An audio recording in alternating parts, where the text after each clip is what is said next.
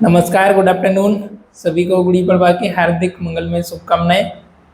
आज के लेक्चर हम सीखने वाले हैं disorder of the lymphatic system. Lymphatic system में कौन कौन से डिसऑर्डर होते हैं, कौन कौन सी डिसीज होती हैं, इनके बारे में हम समझेंगे। और अर्लियर लेक्चर में हमने इसके ऑर्गन के बारे में, इसके इंट्रोडक्शन के बारे में समझा, ब्लड वेसल्स के बारे में जाना, लिम्फेटिक सिस्टम क्या होता है, कौन कौन से ऑर्गन इंक्लूड होते हैं, इसके बारे में हमने पूरा डिटेल डिस्कस कर चुके हैं। राइट, आज हमारा इस टॉपिक का लास्ट लेक्चर रहेगा। इसके बाद फिर हम अगला चैप्टर स्टार्ट करने वाले हैं। तो हम इसके डिसऑर्डर के बारे में देख लेते हैं, कौन कौन से डिसऑर्डर आपके लिम्फेटिक सिस्टम में कॉज होते हैं। तो फर्स्ट वन आ जाता है आपका disease of the lymph node. पहले जो हम देखेंगे वो देखेंगे disease of the lymph node. आपकी जो लिम्फ नोड है उसमें कौन कौन सी डिसीज होती है। देन लिम्फेडेनाइटिस, इसमें आ जाती है lymphadenitis, glandular fever, minor lymphadenitis, Hodgkin's disease, Hodgkin's disease, non हॉकिंग डिसीज। फिर डिसऑर्डर ऑफ द स्प्लीन, आपका स्प्लीन है उसमें कौन कौन से डिसऑर्डर होते हैं। तो फर्स्ट आ जाता है splenomegaly, rupture spleen, then disease of the thymus gland. Right, तो first one, so let's start today's lecture. Now we are discuss about the lymphadenitis. So what is the lymphadenitis?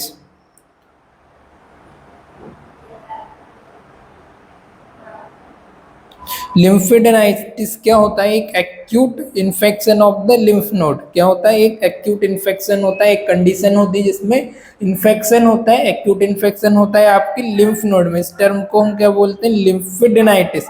It is usually caused by the microbes transport in the lymph node. किससे cause होता है? Caused by the microbes transport in lymph node by other area of the infection.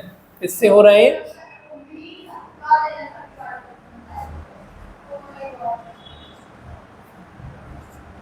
caused by microbes.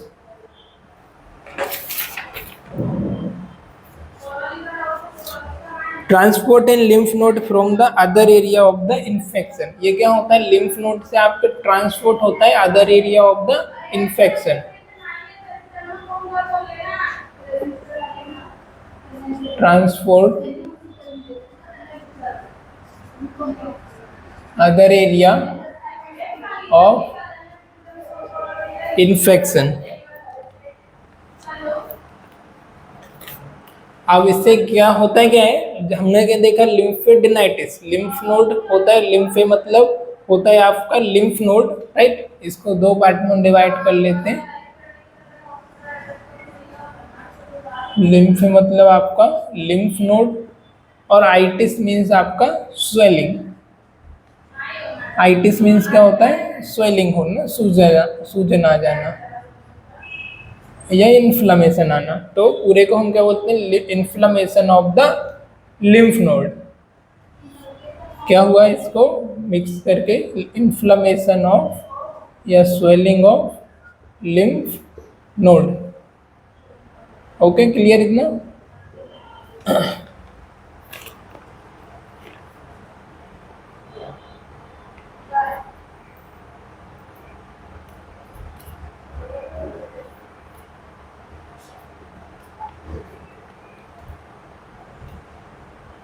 अब इसमें क्या होता है? Become enlarge in the size and congested with the blood.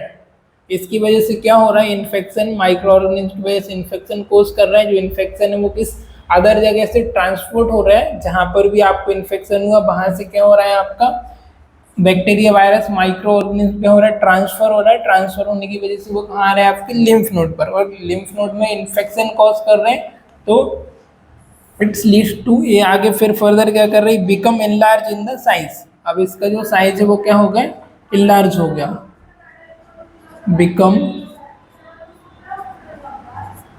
Enlarge in size, तो इसका size वो enlarge हो रहा है। Then congested with the blood, chemotaxis attract. साथ में क्या हो रहा है? Congested with blood, congested with blood, blood से कंजेस्टेड हो रही है। फिर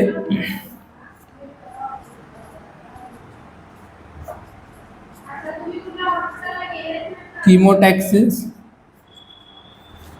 attract large number of phagocyte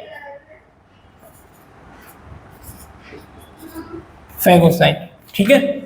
तो इसकी वजह से क्या हो रहा है, जब इसमें इन्फेक्शन हो रहा है सबसे पहले तो इसका जो साइज है वो इनलार्ज हो रहा है, मतलब इसका जो नॉर्मल साइज था, इसका साइज लिम्फ नोड का इतना था, पर इन्फेक्शन की वजह से माइक्रो ऑर्गेनिज्म पैथोजन की वजह से इसका साइज इनलार्जमेंट हो गया, मतलब इसका साइज जो है इंक्रीज हो गया, कंजेस्टेड विद द ब्लड, और ब्लड के साथ ज़्यादा कंजेस्टेड हो गई, इसमें ब्लड का ज़्यादा अमाउंट फिल हो गया। Chemotaxis attract the large number of phagocyte, इसकी वजह से क्या करने लगी, लार्ज नंबर ऑफ फैगोसाइट को अट्रैक्ट करने लगी। फैगोसाइटोसिस की जो प्रोसेस होती है बैक्टीरिया वायरस को किल करने की, वो ज़्यादा अट्रैक्ट करने लगी।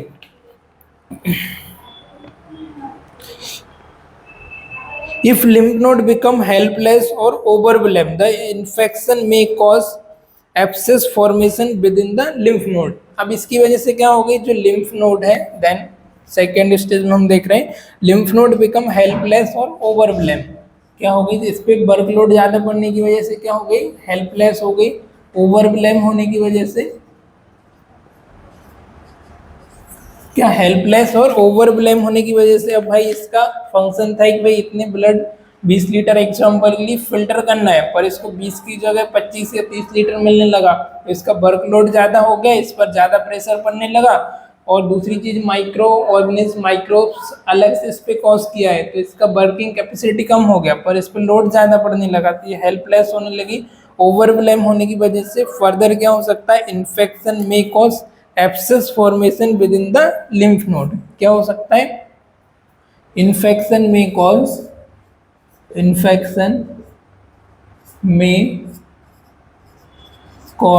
एब्सेस, एब्सेस मतलब कि पस का फॉर्मेशन होना, abscess formation with in the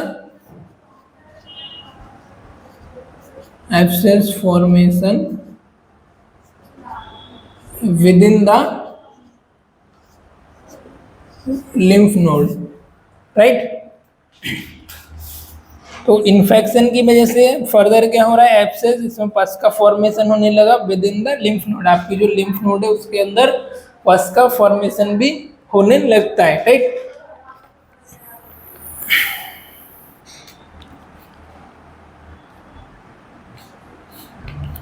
यदि ये क्रॉनिक स्टेज पर आ गई है, क्रॉनिक कंडीशन में है, जिसकी वजह से आपको क्या होगा, tuberculosis, syphilis, low grade infection, है ना, ट्यूबरक्लोसिस हो सकता है, सिफिलिस भी हो सकता है, और लो ग्रेड आपको इन्फेक्शन भी हो सकता है। क्या हो सकता है आपको, अब इसका फंक्शन होता है कि भाई बेसिकली आपके इम्यून सिस्टम से फाइट करने में, आपको रोग प्रतिरोधक क्षमता प्रोवाइड करने में, राइट, आपके बॉडीज के अंदर से आपका जो लिम्फोसाइट उनको जनरेट करने में। तो अब जो लिम्फोसाइट हो गया, बिलिरुबिन हो गया और प्रोटीन हो गया, है ना, आरबीसी को छोड़ करके, तो वो सारी चीज़ों का प्रोडक्शन कम हो गया, उसका डिफेंस मैकेनिज्म कम हो गया, तो ऑब्वियसली बात है व्यक्ति को रोग प्रतिरोधक क्षमता डिमिनिश होने की वजह से, कम होने की वजह से उसको डिसीज भी जल्दी से कॉज हो सकती है। तो इससे क्या हो सकता है, TB, syphilis, low grade infection, tuberculosis, syphilis और लो ग्रेड इन्फेक्शन,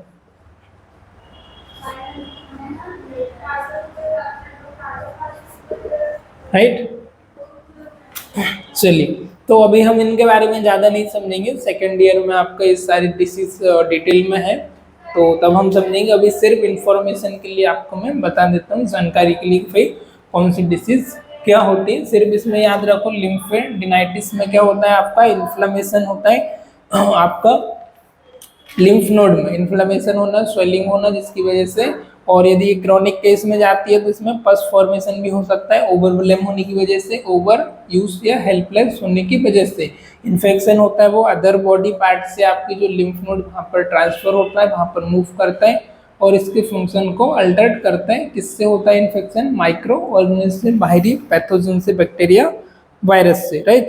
तो इसका साइज जो इनलार्जमेंट हो जाता है, फेगोसाइटोसिस की प्रोसेस वो भी है जो डायरेक्ट अट्रैक्ट करती है माइक्रो ऑर्गेनिम्स को, वो भी इंक्रीमेंट इसमें इनलार्जमेंट हो जाता है, राइट। तो इसका ये बेसिक सा इतना सा कॉन्सेप्ट था। फिर नेक्स्ट आता है हमारा ग्लैंड्यूलर फीवर। कौन सा? Glandular fever. So what is the glandular fever? Highly infectious viral infection usually in young person spread by direct contact. Glandular fever क्या होता है? हाईली इन्फेक्शियस, है ना। सबसे फर्स्ट क्या आ जाएंगे? हाईली इन्फेक्शियस है,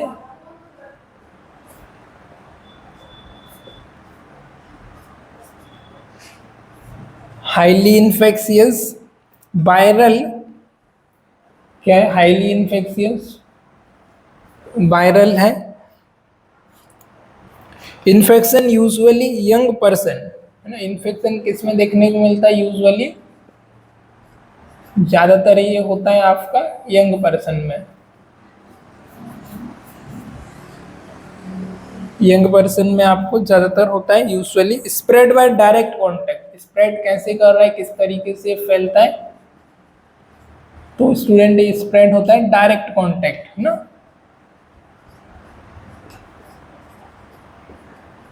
डायरेक्ट कांटेक्ट से, आपके म्यूकस से, आपके सलाइवा से, स्नीजिंग से, ये डायरेक्ट कांटेक्ट से 1 to 1 ये फैलता है ना। ग्लैंडुलर फीवर, है ना। आपके इस पार्टिकल से, जैसे आपने स्नीजिंग किया, आपने कफ किया, है ना, और खांसी सर्दी, उसके बाद जो आप ब्रीथिंग एक्सपोज इंपोर्ट करते हो उसकी वजह से डायरेक्ट स्प्रेड से infection, highly infectious viral infection है, ज़्यादा इसमें बहुत इन्फेक्शन होता है, वायरल है।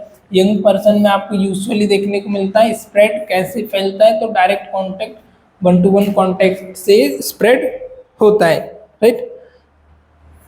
Virus multiply in the epithelial tissue cell of the pharynx during incubation period 7 to 10 days। अब दूसरा टर्म इसमें क्या आता है? Virus multiply in the epithelial tissue cell. कहाँ पर मल्टीप्लाई होता है virus?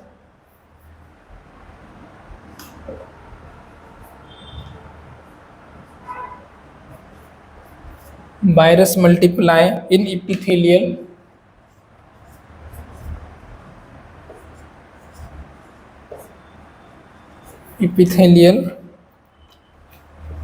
Tissue cell. Epithelial tissue के जो सेल्स होते हैं वहां पर मल्टीप्लाई होता है, वहां पर ग्रोथ करता है।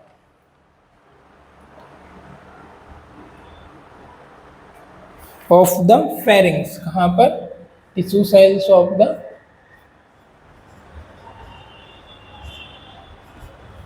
फेरिंग्स। जो आपके फेरिंग्स में आपका इपिथेलियल टिश्यू सेल होता है, वहां पर क्या करता है? इसके जो वायरस है वो मल्टीप्लाई करते हैं, वहां पर इनका मल्टीप्लिकेशन, ग्रोथ और डेवलपमेंट होता है वायरस का। During incubation period 7 to 10 days. इसका जो इंक्यूबेशन पीरियड होता है वो कितना होता है? Incubation period 7 to 10 days. 7 to 10 days मतलब इसके जो वायरस बैक्टीरिया होते हैं वो ग्रोथ करते हैं। जैसे ही आपको, जैसे आप किसी के कांटेक्ट में आए तो आपको इमीडिएटली ये अपना जो साइन सिम्टम है, अपना जो अफेक्ट है वो शो नहीं करता है, राइट। इमीडिएटली नहीं करेगा आपको। During 7 to 10 days, 7 to 10 days मतलब इसका इंक्यूबेशन पीरियड होता है। ये क्या करता है? अपना ग्रोथ एंड डेवलपमेंट करता है, बैक्टीरिया वायरस को ग्रो करता है, अपनी कॉलोनी बनाता है। जैसी कॉलोनी बनाता है फिर अटैक करता है, तो ह्यूमन बॉडी को अटैक करता है, फिर इसका सिम्टम हमको दिखाई देता है। तो कभी भी जब भी आपको इन्फेक्शन होता है, तो हालांकि सबका अलग अलग होता है इंक्यूबेशन पीरियड, पर 7 to 10 डेज इस वायरस का मैक्सिमम इतना ही होता है। तो उसमें क्या होता है, फिर बाद में आपको सिम्टम वो शो होते हैं। आपको कोई भी डायरेक्ट आप कॉन्टेक्ट में इमीडिएटली नहीं होता है ना, तो थोड़ा सा स्लो एंड स्टडी वो आपको कॉज करता है। तो इसका जो टाइम इंक्यूबेशन पीरियड वो कितना है? 7 to 10 डेज।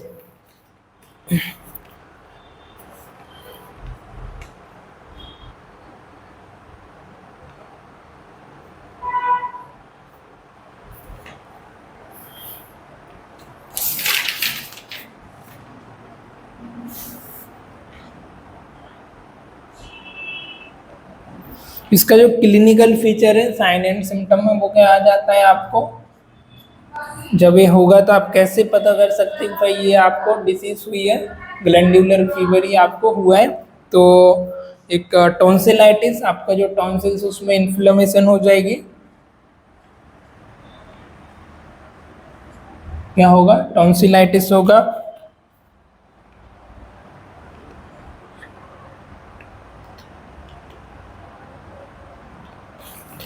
लिम्फेडेनोपैथी, लिम्फेडेनोपैथी,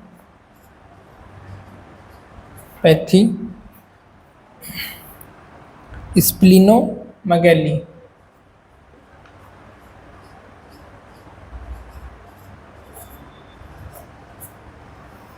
क्या क्या आपको इसकी वजह से होगा, कॉज क्या क्या होगा, किस किस को अफेक्ट करेगा।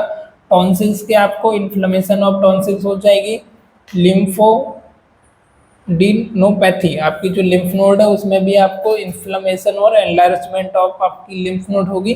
स्प्लीनोमेगैली, आपका जो स्प्लीन है वो भी एनलार्ज हो जाएगा, इन्फ्लेमेशन हो जाएगी, स्वेलिंग की वजह से उसके साइज जो है इंक्रीज हो जाएगा।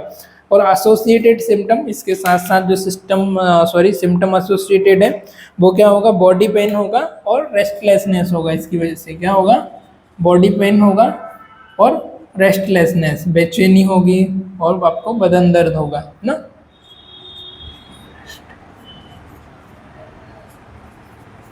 ठीक है, क्या क्या होगा, बॉडी पेन एंड रेस्टलेसनेस।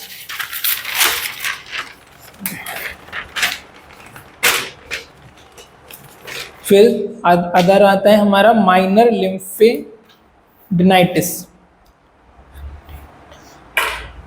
दूसरा हमारा डिसऑर्डर है माइनर लिम्फेडेनाइटिस। ठीक है, इसमें क्या होता है, ये हाईली इन्फेक्शियस डिसीज है और ये आपके इसको कॉज करता है आपके इपिथेलियल टिश्यू सेल्स को, फेरिंग्स में जो आपके इपिथेलियल टिश्यू सेल्स होते हैं उसको कॉज करता है, स्प्लीन को करता है, स्प्लीनोमेगैली होती है, और लिम्फेडेनाइटिस होती है, मतलब लिम्फ नोड का साइज इंक्रीमेंट होता है, इंलार्ज हो जाता है। और क्या देखा था हमने इसमें, हाँ, इंक्यूबेशन पीरियड इसका 7 to 10 डेज है, राइट। और टॉन्सिलाइटिस भी इसमें हो जाता है। इसकी वजह जो सिम्टम एसोसिएटेड रहते हैं वो होता है रेस्टलेसनेस एंड पेन। फिर अगला डिसऑर्डर आता है हमारा माइनर लिम्फेडेनाइटिस। कौन सा, minor लिम्फेडेनाइटिस। Minor lymphadenitis accompanies many infection in the measles, anthrax, typhoid fever, wound and skin infection. Minor lymphadenitis में क्या होगा, इसके साथ साथ जो एसोसिएटेड इन्फेक्शन है वो अलग अलग हो सकते हैं, जैसे कि मीजल्स हो सकता है, एंथ्रेक्स हो सकता है, typhoid fever, wound and skin infection. क्या हो सकता है इसमें, मीजल्स, है ना, वुंड एंड स्प्लीन इन्फेक्शन,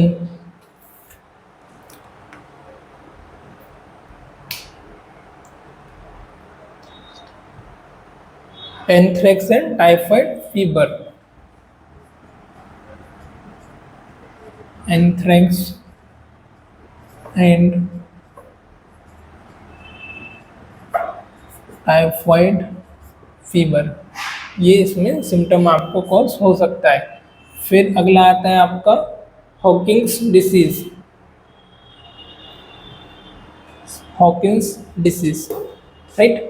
इसमें सिर्फ इतना ही है, ज़्यादा कुछ नहीं। मीजल्स, वुंड हो सकता है, स्प्लीन, मम्स,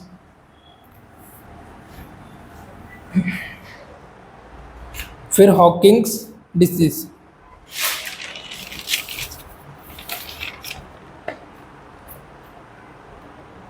इसमें क्या होता है, प्रोग्रेसिव पेनलेस ऑफ एनलार्जमेंट,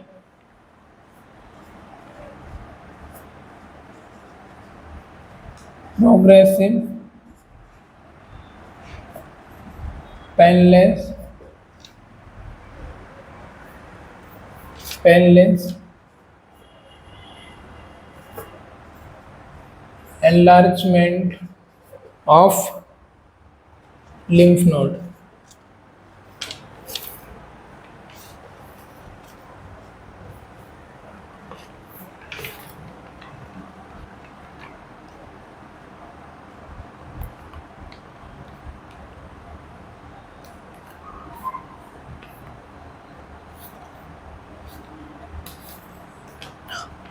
फिर दूसरा क्या होता है, disease reduce immunity of the body because lymphocyte function depressed. Reduce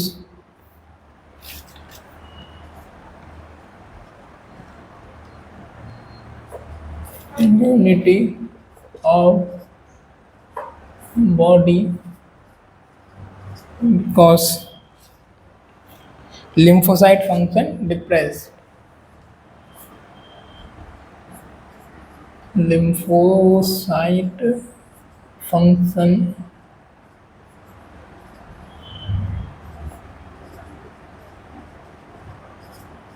depressed. क्या होता है, progressive painless enlargement of the lymph node.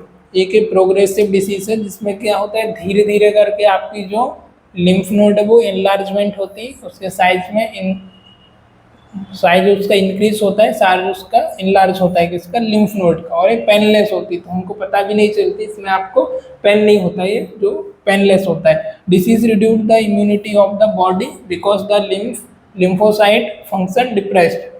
ये क्या करती है, आपकी जो इम्यूनिटी है, इम्यून रिस्पॉन्स से इम्यूनिटी जो क्षमता है उसको भी ये क्या करती है, रिड्यूस करती है, क्योंकि जो लिम्फोसाइट उनका प्रोडक्शन कम होता है, आपके जो लिम्फोसाइट है वो डिक्रीज हो जाते हैं. Through the body lymphoid tissue within them grow. इसके साथ साथ क्या होता है, आपके जो लिम्फोइड टिश्यू है वो भी बॉडी के अंदर आपके इसके अंदर ग्रोथ होना शुरू हो जाते हैं, है ना. फिर देखेंगे हम नॉन हॉकिंग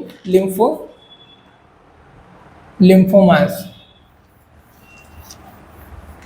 इसमें क्या होता है, आपका पेनलेस है और प्रोग्रेसिवली इनलार्ज होता है आपका लिम्फ नोड का, मीन्स धीरे धीरे करके आपकी लिम्फ नोड उसमें एनलार्जमेंट होना शुरू हो जाता है इन्फेक्शन पैथोजन की वजह से. और ये पेनलेस होती है, इसमें किसी प्रकार का आपको दर्द नहीं होता है, तो ये इसके बारे में जल्दी से पता भी नहीं चलता है ना.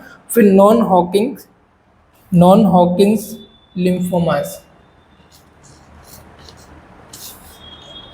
नॉन हॉकिंग lymphomas. These tumor, for example, multiple myeloma and Burkitt lymphoma, may occur in the lymphoid tissue and in bone marrow.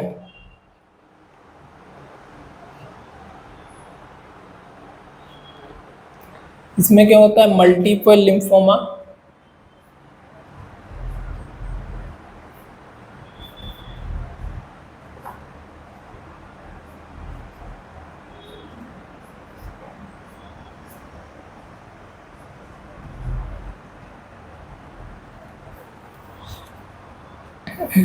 Multiple myeloma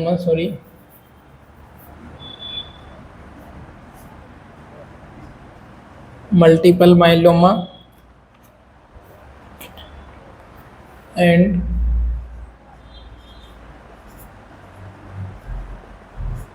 Burkitt lymphoma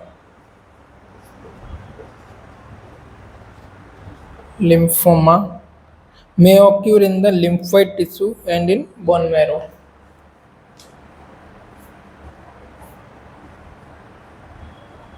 May occur in lymphoid tissue and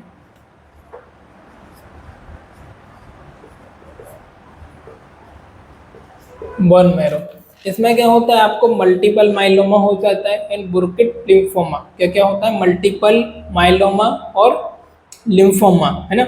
may occur किधर हो सकता है, lymphatic tissue में and bone marrow में. जो आपकी bone marrow होती है और लिम्फेटिक टिश्यू होते हैं, वहाँ पर क्या होना, मल्टीपल माइलोमा होना और मल्टीपल लिम्फोमा कॉज हो जाना. ये किस में आता है, आपकी नॉन हॉकिंग्स में. और हॉगिंग्स में हमने भी क्या देखा था, हॉगिंग डिसीज में आपका प्रोग्रेसिव पेनलेस होती है और जो आपके लिम्फोइड टिश्यू होते हैं उसके अंदर ये ग्रोथ होती है ना। Lymphomas are classify according to types of the involved type of cell involved and degree of the malignancy। अब इसको भी क्या किया है इन्होंने, अलग अलग पार्ट में डिवाइड किया है अकॉर्डिंग टू द क्लासिफाई, जो कौन कौन से सेल्स इसमें इन्वॉल्व है और कितना डिग्री इसमें इन्वॉल्व है ना, कितना सीवियर है, फर्स्ट डिग्री है, सेकेंड डिग्री है, इसके अकॉर्डिंग इसको सीवियरिटी के अकॉर्डिंग अलग अलग डिग्री में इन्होंने इसको डिफाइन किया है, इसको डिस्क्राइब किया है। Immunological deficiency lead to increased incidence of infection of the bone marrow and spleen is involved may be degree of the anemia and leukocyte और ल्यूकोपेनिया। इसमें इन्वॉल्वमेंट किसका हो रहा है, degree of lead to decrease incidence, इसका यदि incidence का जो रेट है डिग्री है वो यदि ज़्यादा हो रहा है तो इसमें आपका कौन सा है, infection in bone marrow and spleen involve, bone marrow का और स्प्लीन का।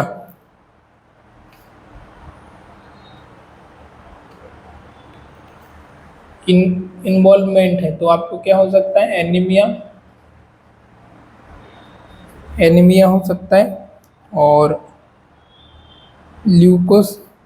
ल्यूकोसाइटोपिनिया और ल्यूकोपिनिया।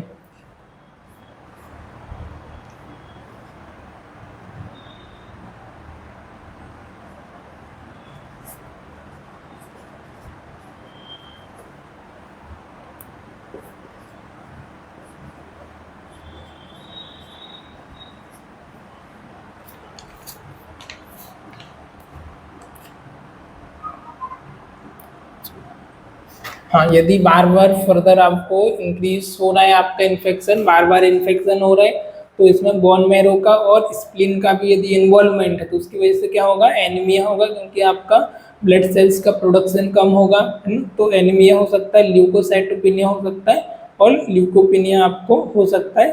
तो ये सबके बारे में हम आगे डिस्कस करेंगे क्या होता है सेकेंड ईयर के चैप्टर में पूरा डिटेल, ठीक है। फिर आता है disorder of the spleen. Spleen में कौन कौन से डिसऑर्डर होते हैं, तो स्प्लीनोमेगैली में क्या होता है, एनलार्जमेंट होना आपके स्प्लीन का, it is known as the स्प्लीनोमेगैली।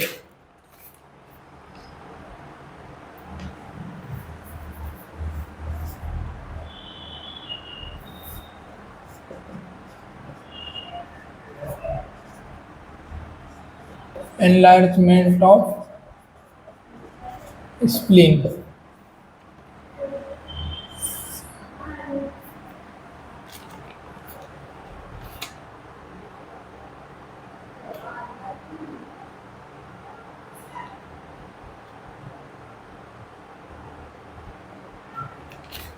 ये सेकेंडरी कंडीशन क्या हो सकती है, इसमें क्यों ये हो सकता है स्प्लीन का enlargement, usually secondary condition like जैसे कि इन्फेक्शन, मैलिग्नेंसी,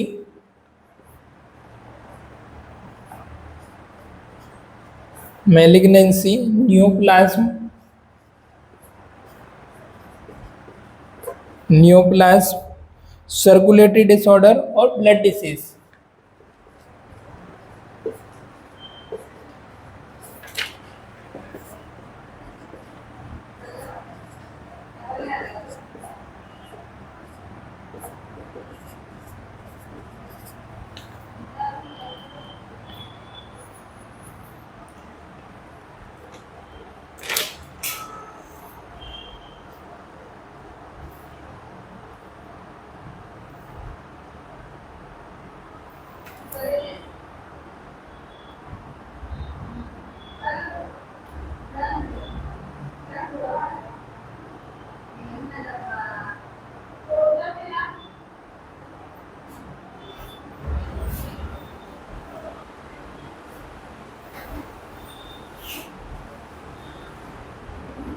राइट। तो इसमें क्या हो रहा है, सेकेंडरी टू किस रीजन की वजह से हो रहा है आपका, इन्फेक्शन, मैलिग्नेंसी, न्यूप्लाज्म होना, सर्कुलेटरी डिसऑर्डर होना और ब्लड डिसऑर्डर होना, ब्लड का कोई भी डिसीज होना, इसकी वजह से आपका जो स्प्लीन है उसका साइज क्या होता है, एनलार्जमेंट हो जाता है। इस टर्म को क्या बोलते हैं हम, स्प्लीनोमेगाली।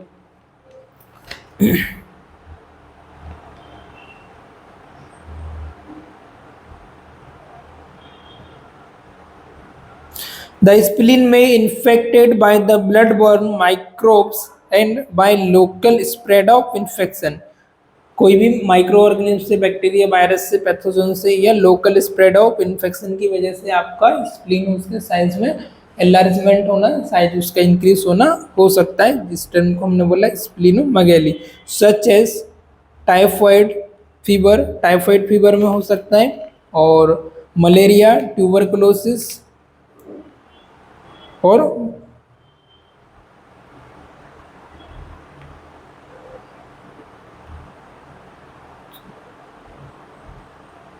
टाइफाइड फीवर, मलेरिया और ट्यूबरकुलोसिस।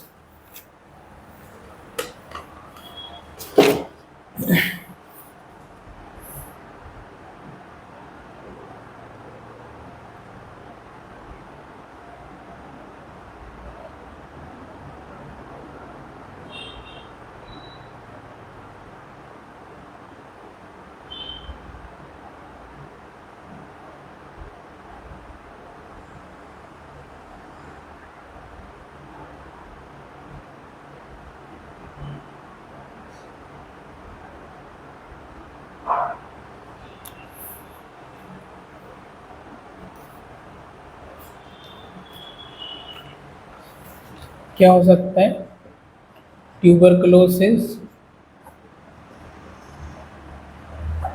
टाइफाइड फीवर और मलेरिया, राइट।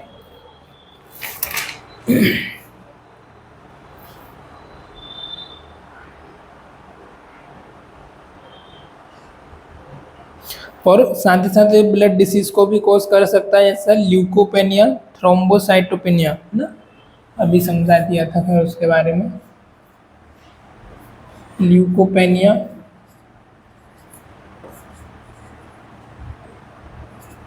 थ्रोम्बोसाइटोपेनिया, ये डिसीज भी है, कॉज कर सकता है, राइट। फिर आ जाता है रप्चर ऑफ द स्प्लीन। कोई भी आपको एक्सीडेंटल इंजरी होने की वजह से, आरटीए इंजरी होने की वजह से, असाल्ट इंजरी होने की वजह से क्या होता है, आपका जो स्प्लीन है वहाँ पर आपके चेस्ट में इंजरी हुई और डीप इंजरी हो गई आपके, तो स्प्लीन आपका रप्चर भी हो सकता है, स्प्लीन आपका टेयर हो सकता है प्रेशर पड़ने की वजह से, कंप्रेशन की वजह से। तो उस टर्म को हम बोलते हैं रप्चर ऑफ द स्प्लीन। फिर disease of the thymus gland, आपकी जो थाइमस ग्लैंड है उसमें जो डिसीज होती है, तो फर्स्ट आ जाता है आपका एडिसन डिसीज और थायरोटॉक्सिकोसिस, है ना।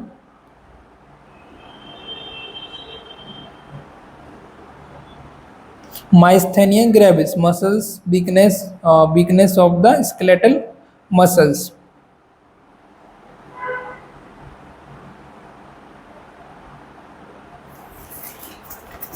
Disease of the thymus gland.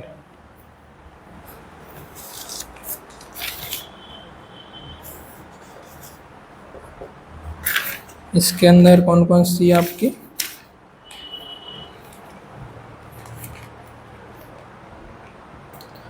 ये ऑटोइम्यून डिसऑर्डर की वजह से होता है आपको, ऑटोइम्यून डिसऑर्डर। इसमें क्या होता है आपका, सचेस जैसे कि एडिसन डिसीज,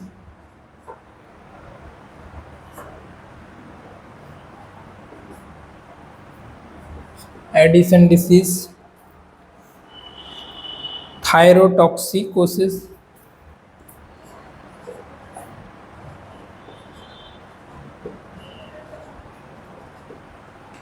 एडिसन डिसीज में क्या होता है, आपकी जो थाइमस ग्लैंड है वो एनलार्ज हो जाती है इन्फेक्शन की वजह से, साइज में इसके एनलार्जमेंट होना, राइट। और थायरोटॉक्सिकोसिस में क्या होता है, T3 और T4 हार्मोन्स का एक्सेसिव सीक्रेशन होने लगता है ना, इंक्रीज सीक्रेशन या प्रोडक्शन, राइट। तो ये होती है आपकी डिसीज। और दूसरा क्या आता है, माइस्थेनिया ग्रेविस और हाइपरप्लेसिया है ना, हाइपरप्लेसिया ऑफ थाइमिक,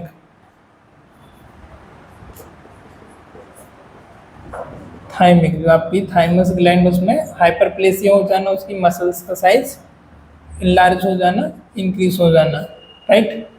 दूसरा आता है माइस्थेनिया ग्रेविस।